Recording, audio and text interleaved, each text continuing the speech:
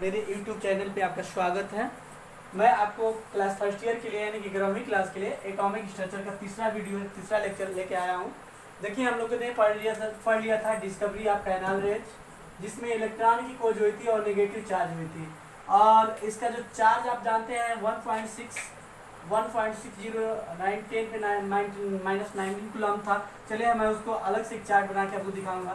फिर discovery of canal raise आपने पढ़ा था जिसका पॉजिटिव चार्ज था, यानी कि आपने देखा था कि डिस्कवरी ऑफ जो कैनाल रेज था वो पॉजिटिव चार्ज इसमें हम लोग खोजे थे और इसका जो हम लोग नाम लिए थे प्रोटॉन। उसके बाद न्यूट्रॉन का खोज किया गया था और न्यूट्रॉन जो है न्यूट्रल कंडीशन में, ये आपने पढ़ लिया था। यानी कि आप एटम के बारे में सब एटॉमिक खोजे थे, इलेक्ट्रॉन, प्रोटॉन और न्यूट्रॉन।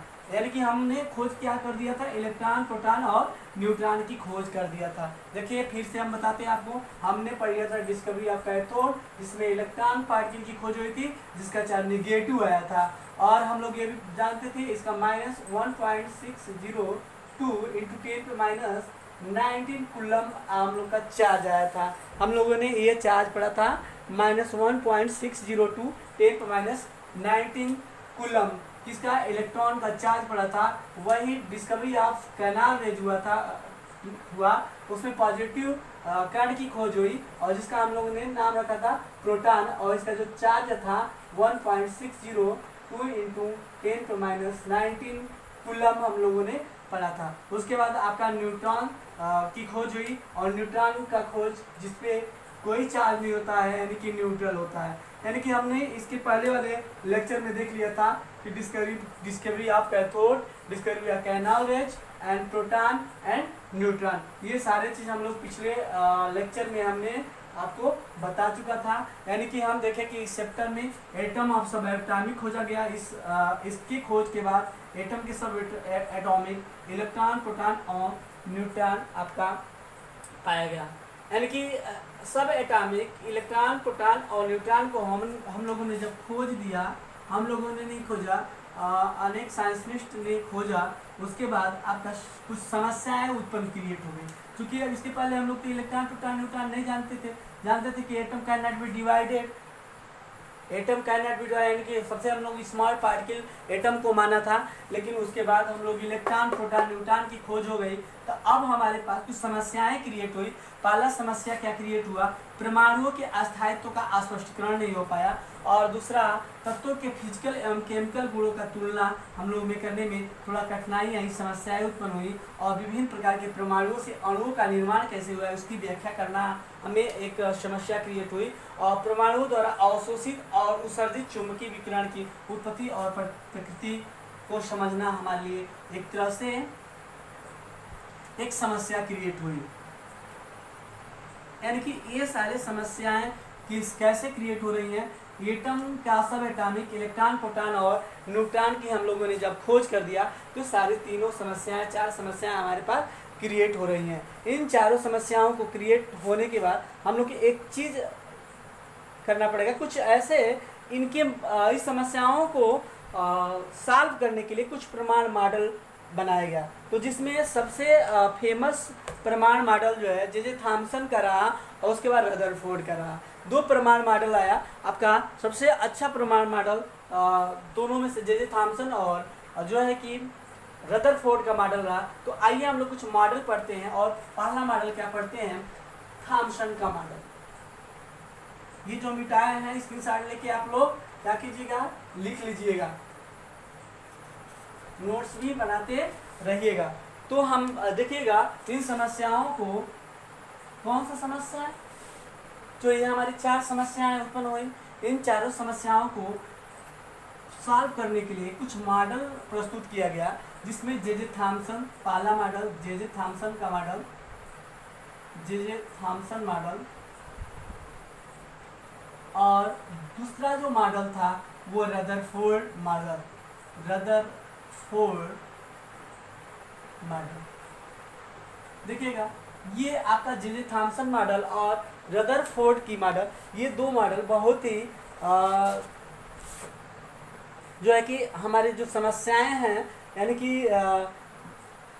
इन जैसे आपका परमाणु के अस्थायित्व का स्पष्टीकरण, तत्वों के गुणों यानी भौतिक रासायनिक व्यवहार की तुलना, विभिन्न परमाणुओं के संयोजन, विभिन्न प्रकार के अणुओं की बनने की व्याख्या, परमाणुओं द्वारा अवशोषित अथवा उत्सर्जित विशिष्ट विद्युत चुंबकीय विकिरण की उत्पत्ति तथा प्रकृति को समझाना, इन परमाणुओं के, इन कणों के वितरण की व्याख्या करने के लिए जो मॉडल आए वो मॉडल क्या है, जे.जे. थॉमसन मॉडल और दूसरा रदरफोर्ड का मॉडल। ये दोनों ही बहुत ही, यानी कि हम देखें जे.जे. थॉमसन मॉडल और रदरफोर्ड का मॉडल बहुत ही महत्वपूर्ण रहा। तो हम लोग आज जे.जे. थॉमसन का मॉडल पढ़ेंगे। इस वीडियो में हम लोग केवल जे.जे. थॉमसन का मॉडल पढ़ेंगे। तो आइए हम लोग जे.जे. थॉमसन का मॉडल पढ़ते हैं। जे.जे. थॉमसन मॉडल यानी कि हम लोग थॉमसन का, परमाणु का थॉमसन मॉडल भी इसको बोल सकते हैं। क्या बोल सकते हैं? बोल सकते हैं थॉमसन मॉडल ऑफ एटम बोल सकते हैं, थॉमसन मॉडल ऑफ एटम। चलिए हम लोग थॉमसन मॉडल ऑफ एटम पढ़े, जिसको 1908 ईस्वी में जे.जे. थॉमसन द्वारा, किसके द्वारा? जे.जे. थॉमसन द्वारा दिया गया था। इस मॉडल को प्रस्तुत किया गया था जे.जे. थॉमसन के द्वारा, यानी कि 1898 1908 नहीं, 1898 ये देख लेंगे, क्रिएट कर लेंगे। 1898 में थॉमसन मॉडल ऑफ एटम की खोज हुई थी, जिसका खोज जे.जे. थॉमसन को जाता है। देखिएगा, जे.जे. थॉमसन ने क्या किया, एक स्फेरिकल गोला लिया स्फेरिकल, जिसकी व्यास कितनी होनी चाहिए? देखिए यहाँ से यहाँ तक व्यास बोलता है तो 10⁻10 मीटर। जो व्यास कितना लिया, जे.जे. थॉमसन ने एक गोला लिया और गोले में स्फेरिकल टाइप कर रहा और 10⁻10 मीटर इसका व्यास लिया। क्या लिया? 10⁻10 व्यास लिया। यानी कि हम पहला कर सकते हैं कि जे.जे. थॉमसन ने बताया कि जो एटम होते हैं, पहला जो बताया, जो एटम होते हैं, एटम हैव स्फेरिकल, क्या होते हैं? यानी कि स्फेरिकल होते हैं। पहला जो बताया, एटम हैव स्फेरिकल से, किस शेप के होते हैं? ये जे.जे. थॉमसन मॉडल था कि एटम हैव स्फेरिकल से, एटम क्या होते हैं? गोले में होते हैं। तो और उनकी जो व्यास होती है, क्या जो व्यास होती है, या हम व्यास नहीं, त्रिज्या मानते हैं, सॉरी त्रिज्या, जो त्रिज्या होती है, रेडियस, जो रेडियस है वो रेडियस कितना है? 10⁻10 मीटर। जो यानी कि थॉमसन ने कहा कि जो एटम रहते हैं, atom have the spherical shape और रेडियस इसका 10⁻10 मीटर होते हैं अप्रॉक्सीमेटली, ठीक है। और पॉजिटिव चार्ज यूनिफॉर्मली डिस्ट्रीब्यूटेड, यानी कि जो पॉजिटिव चार्ज होता है वो क्या होता है? वो धनावेशी समान रूप से वितरित होता है। हमें कह सकते हैं कि जो पॉजिटिव चार्ज होता है यूनिफॉर्मली डिस्ट्रीब्यूटेड। तीसरा क्या है? जो पॉजिटिव चार्ज होते हैं वो समान रूप से वितरित होते हैं। देखिए, यानी कि हमने देखा एटम हैव स्फेरिकल शेप, गोले टाइप होता है, जो रेडियस होता है 10⁻10 mm होता है, और जो पॉजिटिव चार्ज होता है समान रूप से वितरित होते हैं, यानी कि गोले में क्या होते हैं? समान रूप से वितरित होते हैं। और इसके गोले के ऊपर क्या? गोले के ऊपर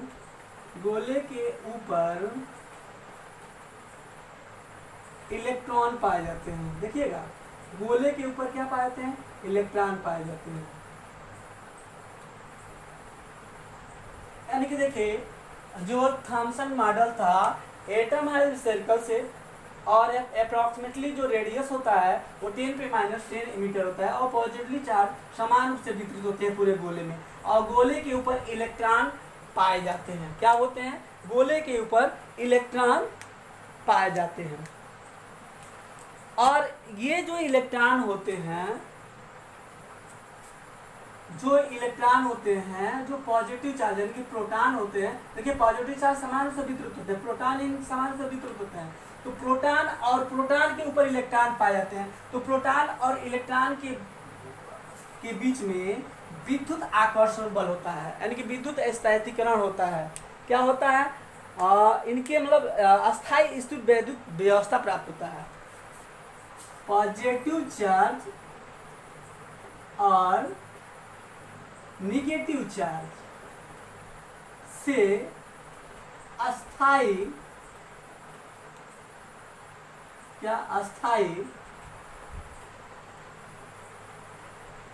वैद्युत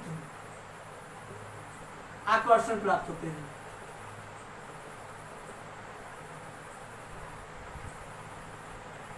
आकर्षण प्राप्त होते हैं,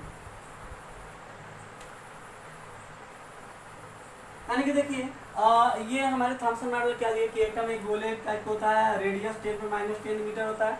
पॉजिटिव चार्ज समान रूप से इसमें गोले में उपस्थित वितरित होते हैं और गोले के ऊपर इलेक्ट्रॉन पाए जाते हैं, और इस पॉजिटिव और निगेटिव चार्ज से अस्थायी विद्युत आकर्षण प्राप्त होता है। इसके कारण क्या होते हैं, एटम जो है जो कि अस्थायी होते हैं। देखिए इसका अन्य नाम से भी जाना जाता है, इसको अन्य नाम से जाना जाता है। कौन कौन नाम से जाना जाता है? प्लम पुडिंग, इसको एक और नाम से जाना जाता है प्लम पुडिंग मॉडल। ध्यान दीजिएगा, इसको प्लम पुडिंग मॉडल भी कहा जाता है। इसके साथ ही रेजिन मॉडल भी इसका नाम देते हैं। क्या नाम देते हैं इसको? Resin pudding. एक और नाम देते हैं रेजिन पुडिंग, और एक और नाम से जाना जाता है इसको वाटरमेलन मॉडल। वाटरमेलन मॉडल यानी कि तरबूज मॉडल के नाम से भी जाना जाता है। तो बताया क्या जाता है इसमें, इस मॉडल में कि प्रोटॉन जो है, देखिएगा इस मॉडल में बताया जाता है जो प्रोटॉन है, प्रोटॉन जो है कि तरबूज होता है, प्रोटॉन तरबूज की भांति कार्य करता है, भांति होता है, यानी कि तरबूज की तरह होता है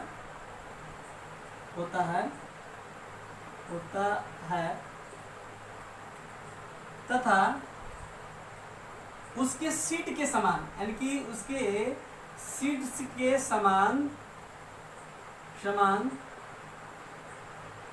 इलेक्ट्रॉन पाया जाता है। देखिएगा हम लोग ने जाना कि एटम है spherical shape, radius 10⁻10 metre, positive charge समान रूप से गोले में वितरित होते हैं, गोले के ऊपर इलेक्ट्रॉन पाए जाते हैं, और पॉजिटिव चार्ज निगेटिव चार्ज से अस्थायी विद्युत आकर्षण बल प्राप्त होता है। और इस मॉडल को हम लोग प्लम पुडिंग मॉडल कहते हैं, और इसे रेजिन मॉडल और वाटरमेलन मॉडल की नाम से भी जानते हैं। देखिएगा जिस प्रकार यहाँ देखिए, अगर हम ये बात कर दें, ये सारा अगर हम इसमें ये पूरा अगर हम कह दें कि तरबूज का ये गुदा है, और इसी में जगह जगह क्या होता है, इलेक्ट्रॉन धंसा रहता है। क्या होता है? इलेक्ट्रॉन धंसा होता है। ठीक है, ये किसने बताया? Thompson model. प्रोटॉन तरबूज की तरह होता है तथा सीड के समान इलेक्ट्रॉन पाए जाते हैं। जिस प्रकार तरबूज में सीड धंसे होते हैं, उसी प्रकार जो है कि प्रोटॉन में इलेक्ट्रॉन धंसे होते हैं, इलेक्ट्रॉन पाए जाते हैं। देखिएगा अगर हम एक इसका मुख्य लक्षण देखें कि इस मॉडल का प्रमुख लक्षण जो प्रमाण का द्रव्यमान होता है, देखिएगा जो प्रमाण का द्रव्यमान होता है पूरे परमाणु पर समान रूप से बटा होता है। यानी कि हम कहें कि अगर एटम का द्रव्यमान होता है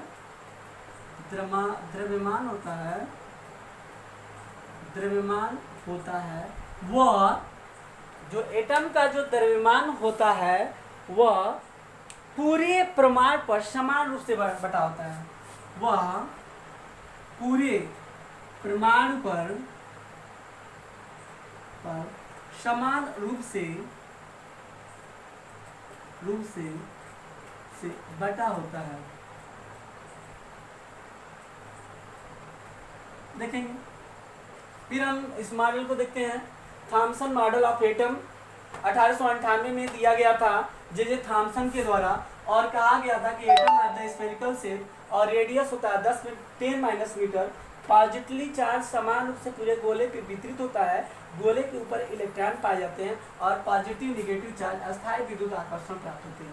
और थॉमसन मॉडल को plum pudding model, resin model, watermelon model या तरबूज मॉडल के नाम से भी हम लोग जानते हैं। देखिएगा अगर हम चौथा इस थॉमसन मॉडल की बात करें, प्रोटॉन तरबूज की तरह होता है तथा सीड के समान इलेक्ट्रॉन पाया जाता है। यानी कि जिस प्रकार देखिएगा इसका मतलब ये हुआ प्रोटॉन तरबूज की तरह होता है। तरबूज आप देख रहे हो, तरबूज पूरा गुदा क्या प्रोटॉन है, उसी में क्या होता है सीड पाया जाता है। तो यानी कि सीड तरबूज में पाया जाता है, तो सीड का कार्य कौन करता है, इलेक्ट्रॉन, और गुदा का काम कौन करता है, प्रोटॉन। तो प्रोटॉन तरबूज की तरह होता है तथा सीड्स के समान इलेक्ट्रॉन पाया जाता है। एटम्स का द्रव्यमान होता है वो प्रमाण पर समान रूप से बटा होता है। तो ये आपका एक और चीज है, एटम का द्रव्यमान होता है वो प्रमाण पर समान रूप से बटा होता है। इसका मतलब एक चीज हम आपको बता दें